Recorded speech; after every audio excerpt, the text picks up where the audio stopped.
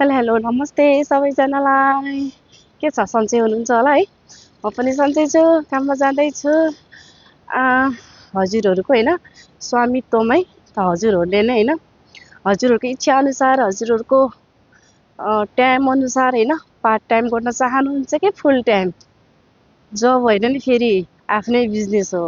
यदि तपाईँहरू अहिले जे गरिराख्नु भएको छ त्यसको साथसाथै गर्न चाहनुहुन्छ भने पार्ट टाइम, यदि तपाईँहरू घर बसिराख्नु भएको छ, सानो सानो बच्चा छ, काम गर्न जान सकिराख्नु भएको छैन भने उहाँहरूको लागि पनि आफ्नो बच्चाहरूको टेक केयर गर्दा गर्दै परिवारको टेक केयर गर्दा गर्दै फुल टाइम व्यवसाय आफ्नै स्वामित्वमा गर्ने व्यवसाय छ होइन।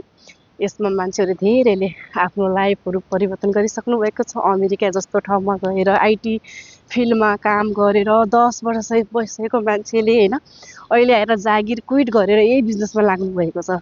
यो बिजनेसमा केही छ र त? मान्छेहरू आइटी फिल्डको मान्छेहरू अमेरिका जस्तो बसेको ठाउँको मान्छेहरूले पनि आफ्नो जागिर क्विट गरेर बिजनेस गरिराख्नु भएको छ नि, होइन भन्नुहोस् त? केही छ नि त। त्यही भएर यदि तपाईँहरूको वालमा होइन मेरो भिडियो आएको छ भने है हजुरहरूले स्किप नगरिकन सुनेर यदि हजुरहरू पनि यो के हो भनेर बुझ्न चाहनुहुन्छ भने मलाई कन्ट्याक्ट गर्न सक्नुहुन्छ है त। Okay, by by.